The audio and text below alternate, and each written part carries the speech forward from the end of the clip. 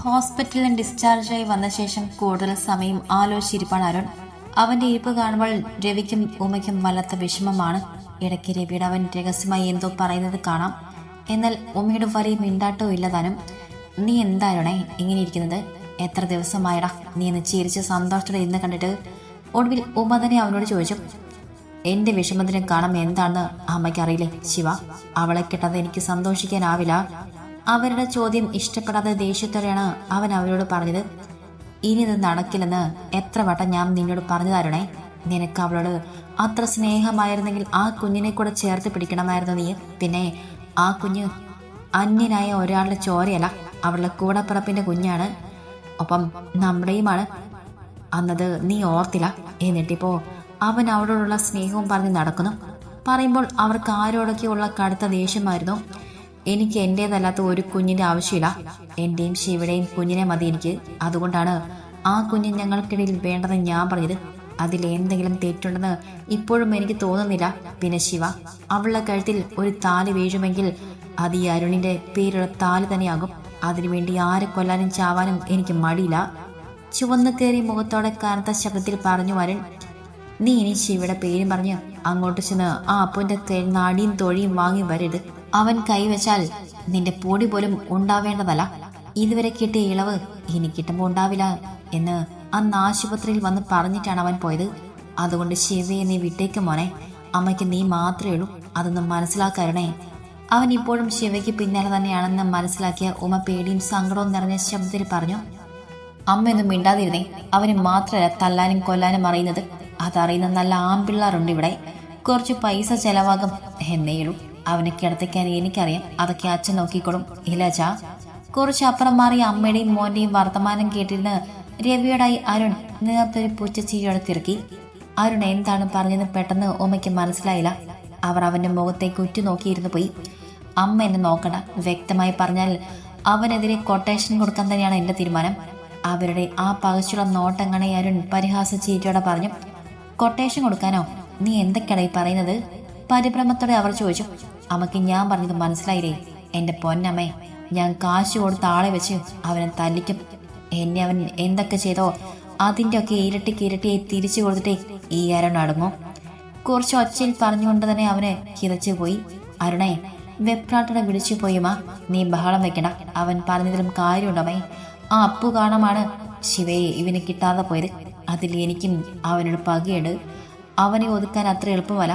അവന്റെ അച്ഛൻ ശ്രീധന്റെ ഉശിര് അപ്പടക്കിയിട്ടിട്ടുണ്ട് അവനും. അല്ല, ആ ഉശിര് അത്ര നല്ലതല്ലെന്ന് അനുഭവിക്കുമ്പോൾ അവൻ മനസ്സിലാക്കിക്കോളും. അവൻ ഒഴിവായാൽ പിന്നെ ശിവ എൻ്റെ മോൻ്റെ കയ്യിലെത്തും. അപ്പം അവളുടെ സ്വത്തുക്കളും പിന്നെ ആ പൊടിക്കൊച്ചും. അതിന് അതിൻ്റെ അമ്മ വീട്ടുകാർക്ക് അങ്ങ് കൊടുത്ത പ്രശ്നം തീരുമല്ലോ. രവി പറഞ്ഞതൊക്കെ കേൾക്കെ എല്ലാം നടന്നതുപോലെ ഒരു ഉന്മാദത്തിൽ ചിരിച്ചു വരും. നിങ്ങൾ അച്ഛനും മകനും കൂടെ ഇതെന്ത് ഭാവിച്ചാണ് ഓരോന്നും പറയുന്നത്? ഇതൊക്കെ പുറത്തറിഞ്ഞാൽ എന്താ നടക്കുന്ന ഞാൻ പറഞ്ഞു തരണോ? പേടിയോടെ ചോദിച്ചുകൊണ്ട് അച്ഛനെയും മകനെയും മാറി മാറി നോക്കിയുമ്മ. അതിന് പുറത്തറിയുമെന്ന് ആരാണ് പറഞ്ഞത്? പണ്ട് ഇതിനപ്പുറം മൂശിലുള്ള ഒരുത്തിനെ തട്ടിയിട്ട് ആരെങ്കിലും പറഞ്ഞോ? പിന്നെയല്ല ഇവൻ. നീ ആയിട്ട് ഇത് ആരോടും പറയാൻ നിൽക്കണ്ട. ഇനി ചേച്ചിയോടും അവരുടെ മോനോടും സ്നേഹം തോന്നി എന്തെങ്കിലും എഴുന്നള്ളിക്കാൻ നിനക്ക് തോന്നിയാൽ അതോടെ നിന്റെ ജീവിതം അവസാനിച്ചെന്ന് കരുതണം നീ. ക്രൂരമായ ഭാവത്തോടെ അവിടെ കവളിൽ കുത്തിപ്പിടിച്ചുകൊണ്ട് പറഞ്ഞു രവി. അയാൾ പറഞ്ഞത് എന്താണെന്ന് വ്യക്തമായി മനസ്സിലായില്ലെങ്കിലും ഉമയ്ക്ക് ആ അച്ഛനെയും മകനെയും നോക്കാൻ പോലും പേടി തോന്നി. അമ്മ ആവശ്യമില്ലാത്ത കാര്യങ്ങളിലൊന്നും ഇതുവരെ ഇടപെട്ടിട്ടില്ല, ഇനിയും ഇടപെടില്ല. അച്ഛൻ ഇനി അതോർത്ത് പേടിക്കണ്ട. ഭയത്തോടെ തങ്ങളെ നോക്കുന്ന ഉമയെ ചേർത്ത് പിടിച്ചുകൊണ്ട് അരുൺ മെല്ല പറഞ്ഞു. അല്ലെങ്കിലും ഈ ഉമ കുറച്ച് വർഷങ്ങളായിട്ട് നിങ്ങൾ രണ്ടാളുടെയും അടിമയാണല്ലോ. നിന്റെ കൊള്ളരുതായ്മ കൂട്ടു നിൽക്കുന്നത് കൊണ്ടല്ലേ അച്ഛന് ഒരു രഹസ്യക്കാരിയും അതിലൊരു മകളും ഉണ്ടെന്നറിഞ്ഞിട്ടും നീ അതിനെക്കുറിച്ചൊരു അക്ഷരം പോലും ചോദിക്കാത്തത്? നീ ചോദിക്കാത്തത് മാത്രമല്ലല്ലോ, എന്നെ പ്രതികരിക്കാനും നീ സമ്മതിച്ചില്ല. എല്ലാം സഹിച്ചു തന്നെയല്ലേ ഞാനിവിടെ കഴിയുന്നത്. എന്നെ ഉപദ്രവിക്കുന്നത് ചോദിക്കാൻ എനിക്കാകെയുള്ള നീയോ അതൊന്നും കണ്ടിൽ നിന്ന് അടിക്കുന്നു. സാരില്ല, ഇതൊക്കെ എൻ്റെ വിധിയാണ്. എൻ്റെ കൂടപ്പുറപ്പിനെ നിങ്ങൾക്ക് രണ്ടാൾക്കും വേണ്ടി പലപ്പോഴും വാക്കുകൊണ്ട് ഞാൻ വേദനിപ്പിച്ചിട്ടുണ്ട്. അതിനേക്കുള്ള ശിക്ഷയാണിത്. അവനെ തട്ടി മാറ്റിക്കൊണ്ട് വിങ്ങിപ്പൊട്ടി ഉമ പറയെ രവി അവരെ നോക്കി തലയാട്ടിക്കൊണ്ട് ഒന്ന് പരിഹസിച്ച് ചിരിച്ചു. ആരോടൊന്നും മിണ്ടാതെ അമ്മയെന്ന് തുറച്ചു നോക്കിയിട്ട് മുഖം തിരിച്ച് മുറിയിലേക്ക് കയറിപ്പോയി. എടി, നിന്റെ ഈ കൂടപ്പിറപ്പ് കാണമാണ് നിനക്ക് എൻ്റെ ഭാര്യ ആവേണ്ടി വന്നതും ഒട്ടും താല്പര്യമില്ലാതെ നിനക്കൊപ്പം എനിക്ക് ജീവിക്കേണ്ടി വന്നതും ആ കഥയൊന്നും നീ മറന്നു പോകരുത്. അരുൺ മുറിയിലേക്ക് പോയെന്ന് കണ്ടതും അവിടെ അടുത്തേക്ക് ചേർന്ന് നിന്നുകൊണ്ട് അയാൾ പറഞ്ഞു, എന്നെ നിങ്ങൾക്ക് താല്പര്യമില്ലായിരുന്നെങ്കിൽ അന്നേ പറയണമായിരുന്നു. എന്നെ ചേച്ചി നിങ്ങളുടെ മുഖത്ത് നോക്കി പറഞ്ഞതുപോലെ. ദേഷ്യത്തിൽ പറഞ്ഞുകൊണ്ട് അവർ അയാൾക്ക് അടുത്തുനിന്ന് നീങ്ങി നിന്നു. അങ്ങനെ വേണ്ടെന്ന് വെച്ചാൽ നിന്റെ പേരിലുള്ള സ്വത്തുക്കളൊക്കെ എനിക്ക് നഷ്ടമാവില്ലായിരുന്നോ? ഇപ്പൊ പറഞ്ഞ കണക്ക് ശരിയായില്ലല്ലോ. എൻ്റെ മാത്രമല്ല, എൻ്റെ ചേച്ചിക്ക് അവകാശപ്പെട്ടതുപോലും കൊടുക്കാൻ എൻ്റെ അച്ഛനെ സമ്മതിക്കാതെ അതും എൻ്റെ പേർക്ക് എഴുതി വാങ്ങിയല്ലോ. അത് മറന്നുപോയോ? അയാൾ പറഞ്ഞു നിർത്തിയതും പൊട്ടിത്തെറിച്ചിട്ട് ഉമ ചോദിച്ചു, ഒന്നും മറന്നിട്ടില്ല. നിന്റെ ചേച്ചി കൊണ്ട് മോഹിച്ചും നിങ്ങളുടെ പേർക്കുള്ള കണക്കറ്റ സ്വത്തും കണ്ടു തന്നെയാണ് നിന്റെ തറവാട്ടിലേക്ക് പെണ്ണി ചോദിച്ചു ഞാനും വന്നത്. അന്നേരം അവൾക്ക് അവനെ, ആ ശ്രീധരനെ ബോധിക്കുമെന്ന്, അവനോട് പ്രണയമാണെന്ന് അവൾ എൻ്റെ മുഖത്ത് നോക്കി പറഞ്ഞു. അന്ന് അത് കാര്യമാക്കാതെ ആലോചനയുമായി ഞാൻ മുന്നോട്ട് പോയതും എൻ്റെ കൺമുന്നിലൂടെ അല്ലെ അവൻ്റെ കൈയും പിടിച്ച് അവൾ ഇറങ്ങിപ്പോയത്. അന്ന് ആ നിമിഷം ഞാൻ എൻ്റെ മനസ്സിൽ കുറിച്ചിട്ടതാണ്, അവൻ്റെ ഒപ്പം ഒരുപാട് കാലമൊന്നും ജീവിക്കാൻ അവൾ ഞാൻ അനുവദിക്കരുത്.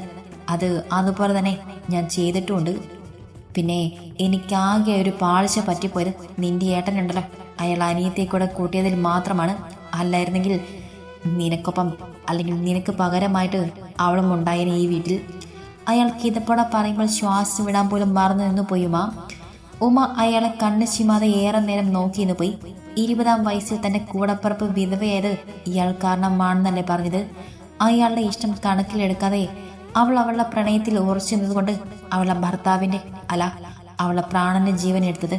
ഒരു ജീവൻ നഷ്ടമാക്കിയിട്ട് എല്ലാവർക്കും മുന്നിലും നല്ലവൻ ചമഞ്ഞിരുന്ന ദുഷ്ടനാണ് മുന്നിൽ നിൽക്കുന്നത്.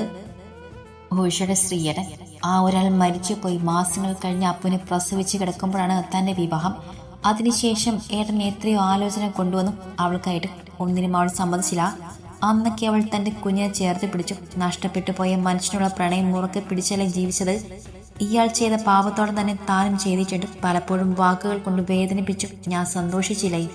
അച്ഛനും അമ്മയും അവളോട് ക്ഷമിക്കാതെ ഇരിക്കാൻ ഞാൻ എന്തൊക്കെ ചെയ്തു. ഏട്ടൻ കൂടെ ഉണ്ടായിരുന്നില്ലെങ്കിൽ അവളുടെയും അപ്പുവിൻ്റെയും അവസ്ഥ എന്താകുമായിരുന്നു? മാപ്പില്ല. ഈ ജന്മം ഞാൻ ചെയ്തു പോയ പാപത്തിന് മാപ്പില്ല. മനസ്സിൽ എന്തൊക്കെ ചിന്തിച്ചു കൂട്ടി വിങ്ങിക്കരഞ്ഞിട്ട് ആ ചുമരിൽ ചാരി വെറും നിലത്തിരുന്നു പോയുമാ. രാവിലെ ഇറങ്ങിയതാണ് അപ്പും ശിവയും കൂടെ. കുഞ്ഞിപ്പെണ്ണെ കൊണ്ടുപോരാൻ നോക്കിയപ്പോൾ ഉഷ സമ്മതിച്ചില്ല. ആർക്കെ വെഡിങ് മാളിൽ നിന്നാണ് കല്യാണ സാരി എടുത്തത്. ബ്ലൗസും ഉഷ സ്റ്റിച്ച് ചെയ്യാമെന്ന് പറഞ്ഞിട്ടുണ്ട്. ഉഷയ്ക്കും കുഞ്ഞിപ്പെണ്ണിനും ദീപയ്ക്കും അമ്മമ്മയ്ക്കും ഭാമയ്ക്കും ഡ്രസ്സ് എടുത്തു. അപ്പോൾ വിജയനും ദീപയ്ക്കും എടുക്കണമെന്ന് ഭാമ കർശനമായി പറഞ്ഞിരുന്നു. ഡ്രസ്സ് എടുപ്പ് കഴിഞ്ഞ് അവിടുന്ന് നേരെ ജ്വല്ലറിയിലാണ് പോയത്. എനിക്ക് കുഞ്ഞൊരു മാലയും താലിയും മതി കേട്ടോ അപ്പോഴേട്ടാ. ജ്വല്ലറിക്കുള്ളിൽ കയറുമ്പോൾ തന്നെ ശിവ അവനോട് പറഞ്ഞു, നിനക്ക് ഇഷ്ടമുള്ളതിനെ നോക്കിയെടുത്താൽ മതി. ഉള്ളിൽ നിറഞ്ഞു വിങ്ങുന്ന സന്തോഷത്തോടെ അപ്പു പറഞ്ഞു. രണ്ടാൾക്കും ഒരുപോലെ ഇഷ്ടപ്പെട്ട ഒരു ചെറിയ മാലയും താലിയുമാണ് തന്നെ ഇരുവരും കൂടെ തിരഞ്ഞെടുത്തത്. പേരെഴുതി മോതിരം ചെയ്യാൻ അളവും കൊടുത്തിട്ടാണ് ഇരുവരും അവിടെ നിന്ന് ഇറങ്ങിയത്. പിന്നെ ഉച്ചയ്ക്ക് ഫുഡും കഴിച്ച് വീട്ടിലേക്ക് തിരിക്കുമ്പോൾ രണ്ടാൾക്കും മനസ്സ് നിറയെ സന്തോഷമായിരുന്നു. നീ അപ്പൂനെ വിളിച്ച് സംസാരിച്ചോ ഭാമയെ? രാത്രി ആഹാരം കഴിക്കാൻ ഇരിക്കും നേരം വിജയം തിരക്കി. ഭാമ എന്തു പറയുന്നു എന്നറിയാൻ ദീപയും ആകാംക്ഷയോടെ അവളെ നോക്കി. നിങ്ങൾ ആഹാരം കഴിക്കി, അത് കഴിഞ്ഞിട്ട് ഞാൻ പറയാം. ശാന്തഭാവത്തിൽ പറഞ്ഞിട്ട് ആഹാരം വിളമ്പി ഭാമ. അല്ല, നീ വിളിച്ചോ ഇല്ലയോ അത് പറ ഭാമയെ. ആകാംക്ഷയോടെ നോക്കിയിരിക്കുന്ന ദീപയെന്ന് നോക്കിയിട്ട് അയാൾ വീണ്ടും തിരക്കി.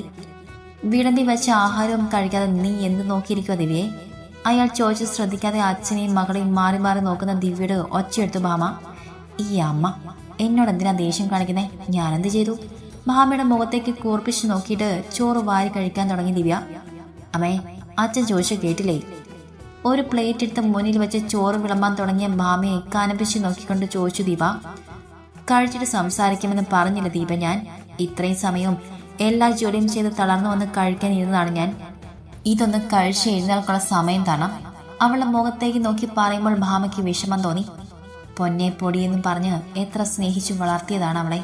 ഇന്ന് സ്വന്തം ഇഷ്ടം നടത്തിയെടുക്കാൻ വേണ്ടി അച്ഛനെ കൂട്ടുപിടിച്ച് തനിക്ക് മുന്നിൽ ആളാവുന്നു. ഓരോന്നും ആലോചിച്ച് വളർത്ത വേദനയുടെ ചോറ് വാരി കഴിച്ചെങ്കിലും തൊണ്ടക്കുഴിയിൽ നിന്നും ഇറങ്ങില്ല ഭാമയ്ക്ക്. അമ്മയുടെ ഇരിപ്പ് മുഖത്തെ വിഷമവും കാണാൻ ദിവ്യയ്ക്ക് സങ്കടം തോന്നിയെങ്കിൽ ദീപ പുച്ഛത്തോടെയാണ് ഒന്ന് നോക്കിയിട്ട് ആഹാരം കഴിക്കാൻ തുടങ്ങി.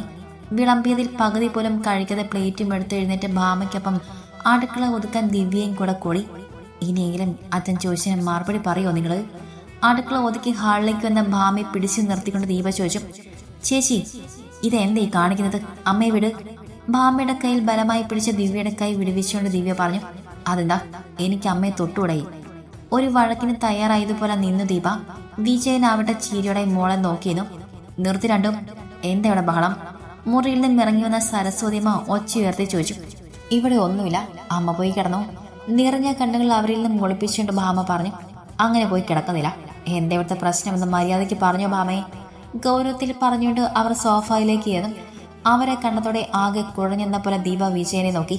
ആ വീട്ടിൽ വിജയനും ദീപയ്ക്കും കുറച്ചെങ്കിലും പേടി അമ്മമ്മയാണ്. അതും അവരുടെ പേരിൽ ഇപ്പോഴുള്ള സ്വത്തിന്റെ പങ്ക് കിട്ടാതെ പോകുമോ എന്നുള്ള പേടി. മാമേ, എന്താ ഇവിടുത്തെ പ്രശ്നം? അപ്പുവേട്ടനെ വിളിച്ചെന്ന് അച്ഛൻ ചോദിച്ചു. ആഹാരം കഴിച്ചിട്ട് പറയാമെന്ന് അമ്മ പറഞ്ഞത് കൊണ്ടാണ് ഇപ്പൊ കാത്തുന്നത്. ബഹളം വെച്ചതാണ് ഈ ചേച്ചി. മിണ്ടാതെ നിൽക്കുന്ന ഭാമയെ കൂർപ്പിച്ച് നോക്കിക്കൊണ്ട് ദിവ്യ പറഞ്ഞു. എടി, നിന്നെ ഉണ്ടല്ലോ. ദിവ്യയെ പറഞ്ഞു നിർത്തിയതും കൈ ഓങ്ങിക്കൊണ്ട് ദീപ അവൾക്ക് നേരെ വന്നു. ദീപേ, അമ്മമ്മ കടുപ്പിച്ചു വിളിച്ചു. ഇവളെന്തിനാ എന്റെ കാര്യത്തിൽ ഇടപെടുന്നത്? ഇവളെന്റെ ആരുമല്ല. ഇനി ദിവ്യ എന്നെ ചേച്ചിന്ന് വിളിക്കരുത്. ദിവ്യയെ നോക്കി ക്രൂരമായ ഭാവത്തിൽ പറയുന്നത് ദീപ തന്നെയാണോ എന്ന് വിശ്വാസം വരാത്ത പോലെ നോക്കി ദിവ്യയും ഭാമയും അമ്മമ്മയും. ദീപ പറയുന്നത് കിഴക്കെ ഹൃദയം നെടുകെ കീറി പിളർന്ന പോലെ വേദനിച്ച ദിവ്യയ്ക്ക് താൻ ആരുമല്ലാത്ത ഒരു അനാഥയാണെന്ന് വീണ്ടും വീണ്ടും മനസ്സിൽ ആർത്തു വിളിച്ചു കരഞ്ഞു അവൾ. എന്താ ദീപ നീ പറയുന്നത്? അവർക്ക് മുന്നിൽ നല്ലവനാവാൻ ശ്രമിച്ചുകൊണ്ട് വിജയൻ ദീപയ്ക്ക് അടുത്തേക്ക് വന്ന് അവളുടെ കൈ പിടിച്ച് ഞെരിച്ചുകൊണ്ട് ദേഷ്യത്തിൽ ചോദിച്ചു. അച്ഛൻ ചേച്ചി വഴക്ക് പറയണ്ട. ചേച്ചി എന്തൊക്കെ പറഞ്ഞാലും ചെയ്താലും ഈ അച്ഛനും ചേച്ചിയും എൻ്റെ സ്വന്തമാണ്. ഞാൻ ഇതുവരെ അങ്ങനെ കണ്ടിട്ടുള്ളൂ. ഇനി ഞാൻ മരിക്കോളം അങ്ങനെ തന്നെ ആയിരിക്കുകയും ചെയ്യും. ഉള്ള ചുട്ടും നിറഞ്ഞ വേദന നെഞ്ചിൽ ഒതുക്കി നിറഞ്ഞ കണ്ണുകൾ അമർത്തി തുടച്ച് നേർത്തൊരു പുഞ്ചിരിയോടെ പറഞ്ഞിട്ട് തന്റെ മുറിയിലേക്ക് കയറിപ്പോയി ദിവ്യ. ഇത് കുറച്ച് കടന്നുപോയി ദീപേ. നീ നിന്റെ അച്ഛനുമായിരുന്നു അവളുടെ ലോകം. അത് കഴിഞ്ഞ് ഭാമ പോലും ഉണ്ടായിരുന്നുള്ളൂ അവൾക്ക്. ആ അവളോട് നിനക്കിത് എങ്ങനെ പറയാൻ തോന്നി കൊച്ചേ? നീ കൊഞ്ചിച്ചുകൊണ്ട് നടന്നതായിരുന്നില്ലേ അവളെ? ചോദിക്കുമ്പോൾ അമ്മമ്മയ്ക്ക് ദീപയുടെ കടുത്ത ദേഷ്യം തോന്നി. അത് അമ്മേ, അവൾ കുട്ടിയല്ലേ, പെട്ടെന്നുള്ള ദേഷ്യത്തിന് എന്തോ പറഞ്ഞു പോയതാണ്. അതങ്ങ് ക്ഷമിച്ചു കളയാനുള്ളതല്ലേ ഉള്ളൂ. മകൾ പറഞ്ഞ വാക്കുകൾ കുറച്ച് കടുത്തുപോയി എന്നറിയാമെങ്കിലും അതിനെ നിസ്സാരവൽക്കരിച്ചുകൊണ്ട് വിജയൻ പറഞ്ഞു. കുഞ്ഞോ, നിന്റെ 26 വയസ്സുള്ള ഒരു അധ്യാപികയായി ഇവൾ കുഞ്ഞോ? ഇവളുടെ വായിൽ നിന്ന് വന്ന വാക്കിൽ നിന്നറിയാം എത്രത്തോളം വിഷം ഇവളുടെ ഉള്ളിലുണ്ടെന്ന്. ഇനി മേലിൽ എന്റെ മുന്നിലേക്ക് വന്നു പോകരുത് അച്ഛനും മോളും. പറഞ്ഞിട്ടവർ മുഖം തിരിച്ച് സങ്കടത്തോടെ നിൽക്കുന്ന ഭാമയൊന്ന് നോക്കി. നീ എന്തിനാ ഭാമയെ വിഷമിക്കുന്നേ? പണ്ടുള്ളവർ പറയുന്നത് സത്യമാണ്. പാത്രം അറിഞ്ഞു വേണം ദാനം കൊടുക്കാനെന്ന്. അതറിയാതെ പോയി അമ്മയ്ക്ക്. കരഞ്ഞ് വീങ്ങി നിൽക്കുന്ന മകളെ ചേർത്ത് പിടിച്ചുകൊണ്ട് സരസ്വതി അമ്മ പറഞ്ഞു. അമ്മ ഇത്രയൊക്കെ പറയാൻ ഇവിടെ ഇപ്പൊ എന്താ സംഭവിച്ചത്? ദീപു എന്തോ ദിവ്യയോട് അറിയാതെ പറഞ്ഞു പോയി. അതിനി ദിവ്യയോട് മാപ്പ് പറയണോ എൻ്റെ മോള്? വേണമെന്നാണെങ്കിൽ അവൾ മാപ്പ് പറയും. തന്നെ കുറിപ്പിച്ച് നോക്കുന്ന മകളെ കണ്ണ് ചിമ്മി കാണിച്ചുകൊണ്ട് വിജയൻ പറഞ്ഞു. അച്ഛാ, ഞാൻ. വിജയൻ പറഞ്ഞത് ഇഷ്ടമാകാതെ ദീപ എന്തോ പറയാൻ ശ്രമിച്ചു. അമ്മ ദിവ്യയെ വിളിക്ക്, ദീപമോള് മാപ്പ് പറയും. സരസ്വതി അമ്മയുടെ മുറുകിയ മുഖം കാണി വിജയൻ പറഞ്ഞു. മാപ്പ് പറഞ്ഞാൽ ആ കുഞ്ഞിന്റെ മനസ്സിലേറ്റ മുറിവുണങ്ങോ? അച്ഛനെന്നും അമ്മയെന്നും ചേച്ചിയെന്നും അവൾ വിശ്വസിച്ചിരുന്നവർ ആരുമല്ലെന്നറിയുമ്പോഴുള്ള വേദന മനസ്സിലാകണമെങ്കിൽ നീ മതയ്ക്ക് അനുഭവിക്കണം. ഇനി ആരും ആരോടും മാപ്പ് പറയണ്ട ദിവ്യ. നിനക്കാരുമല്ലെങ്കിൽ ദിവ്യയുടെ അമ്മയായ ഭാമയും അവളുടെ അമ്മയായ ഞാനും നിനക്കാരുമല്ല ദീപയെ. അതെപ്പോഴും നിനക്ക് ഓർമ്മയുണ്ടാവണം. ആദ്യം വിജയനോടും അവസാനം ദീപയോടുമായി പറഞ്ഞ സരസ്വതിയമ്മ. അമ്മേ, എൻ്റെ മോള് അവൾ. വിജയൻ അവരെ അനുനയിപ്പിക്കാൻ എന്നപോലെ അവരുടെ കയ്യിൽ പിടിച്ചുകൊണ്ട് എന്തോ പറയാൻ ശ്രമിച്ചു. എൻ്റെ കൈ വിട് വിജയ നീ പറഞ്ഞുകൊണ്ട് അയാളുടെ കൈ കുടഞ്ഞെറിഞ്ഞു അവർ. അമ്മേ, അയാൾ വീണ്ടും അവരെ വിളിച്ചു. എന്ത് നോക്കി നിൽക്കുവാണ് ബാമേ നീ? ഇപ്പൊ തോന്നും നീ ഇവരുടെ ഒന്നും മാറും മലന്ന് ഇപ്പോഴെങ്കിലും ഇവരോട് തുറന്നു പറഞ്ഞ് നന്നായി എന്ന്. ഇല്ലായിരുന്നെങ്കിൽ അച്ഛനെ പോലെ തന്നെ മകളും വിഷമാണെന്ന് നമ്മൾ അറിയാതെ പോയേനെ. വാ, ദിവ്യയുടെ അടുത്തേക്ക് പോവാം. അവൾക്കാണ് നമ്മുടെ സാമീപ്യം ഇപ്പൊ ആവശ്യം. അതിന്റെ മനസ്സ് അത്രയ്ക്ക് നോവിച്ച് വീച്ചിട്ടുണ്ട് ഇവർ അച്ഛനും മോളും. വിജയനെയോ ദീപയോ മൈൻഡ് ചെയ്യാതെ പറഞ്ഞിട്ട് ഭാമയുടെ കൈയും പിടിച്ച് ദിവ്യക്ക് അരികിലേക്ക് പോയി അമ്മമ്മ. ഇപ്പോ ആ പെണ്ണിനെ ഇതിലേക്ക് വലിച്ചിടേണ്ട കാര്യമുണ്ടായിരുന്നോ ദീപു നിനക്ക്? വിജയൻ കൈമുഷ്ടി ചുരുട്ടി ദേഷ്യം അടക്കാൻ ശ്രമിച്ചുകൊണ്ട് ചോദിച്ചു. അച്ഛൻ എന്താ, അവരെ പേടിയാണോ? എനിക്കാരെയും പേടിയില്ല. ആ സ്ത്രീ അപ്പുവേട്ടനെ വിളിച്ചോ ഇല്ലയോ എന്ന് അറിയാതെ ഇരുന്ന ദേഷ്യത്തിൽ എൻ്റെ വയലിൽ നിന്ന് വീണു പോയതാണത്. അല്ലെങ്കിലും അവൾ എൻ്റെ ആരുമല്ലല്ലോ. ഇവിടുത്തെ സ്വത്ത് മുഴുവനും അടിച്ചെടുക്കാൻ വേണ്ടി വന്ന നാശൂലം. ഒച്ച താഴ്ത്തി പറഞ്ഞു ദിവ്യ. മിണ്ടാതിരിക്കും ദീപു. ഇവർ തരുന്നത് മാത്രമേ ഉള്ളൂ നമുക്ക്. അച്ഛന് അങ്ങനെ കുടുംബസ്വത്തെന്ന് പറയാനൊന്നുമില്ല. പിന്നെ ആ തള്ളം നമ്മളോട് ഇറങ്ങിപ്പോകാൻ പറഞ്ഞാൽ നമ്മൾ ഒന്നും മിണ്ടാതെ ഇറങ്ങിപ്പോകേണ്ടി വരും. അതൊക്കെ ഓർത്ത് വേണം എന്തെങ്കിലുമൊക്കെ പറയാൻ. വിജയൻ അവളെ രൂക്ഷമായി നോക്കിക്കൊണ്ട് പറഞ്ഞു. അങ്ങനെ അങ്ങ് പോകാൻ പറയാൻ പറ്റുമോ അവർക്ക്? ഒന്നുമില്ലെങ്കിലും നിയമപരമായി അച്ഛൻ്റെ ഭാര്യയില്ല അവർ. ആ ബന്ധം അങ്ങനെ അങ്ങ് തീരുവോ? അച്ഛൻ പേടിക്കാതിരിക്കെ. എങ്ങനെയെങ്കിലും അപ്പുവേട്ടൻ ഞാൻ വിവാഹം കഴിച്ചോട്ടെ, എന്നിട്ട് ഇവർക്കൊക്കെയുള്ളത് കൊടുക്കുന്നുണ്ട് ഞാൻ. ദീപ ഒരു പുറ്റച്ചിരിയോടെ പറഞ്ഞു. എൻ്റെ മോളെ, ഇവിടുത്തെ അമ്പലത്തിൽ വെച്ച് ഞാൻ ഭാമി താലി കെട്ടിയെന്നല്ലാതെ പഞ്ചായത്തിൽ നിന്നും രജിസ്റ്റർ ചെയ്തിട്ടില്ല. അതുകൊണ്ട് തന്നെ ആ ബന്ധത്തിന് എത്രത്തോളം നിയമസാധ്യത ഉണ്ടെന്ന് എനിക്കറിയില്ല. ഇവിടുന്ന് ആ തള്ളി ഇറങ്ങിപ്പോകാൻ പറഞ്ഞാൽ ചെന്ന് കയറാൻ നമുക്കൊരു വീട് പോലുമില്ല. ദീപയെ നോക്കി ദയനീയമായി പറഞ്ഞു അയാൾ. അച്ഛൻ വിഷമിക്കാതിരിക്കും. ആരുടെ കൈയും കാലും പിടിച്ചിട്ടായാലും ഞാൻ അപ്പുവേട്ടനെയുമായുള്ള വിവാഹം നടത്തിയെടുക്കും. അയാളെ ആശ്വസിപ്പിച്ചുകൊണ്ട് ദീപ പറഞ്ഞു. എന്നാൽ പിന്നെ ആ പെണ്ണിനെയും തള്ളയും എങ്ങനെയെങ്കിലും സോപ്പിട്ടെടുക്കാൻ നോക്ക്. അവർ മെരിഞ്ഞാൽ പിന്നെ ഭാമൻ നമ്മുടെ വഴിക്ക് വന്നോളും. മകളുടെ തലയിൽ വാത്സല്യത്തോടെ തലോടിക്കൊണ്ട് വിജയൻ പറയ ദീപ അച്ഛനെ മേലിൽ നിന്ന് പുഞ്ചിരിച്ചുകൊണ്ട് ദീപയുടെ മുറിക്ക് നേരെ പോയി.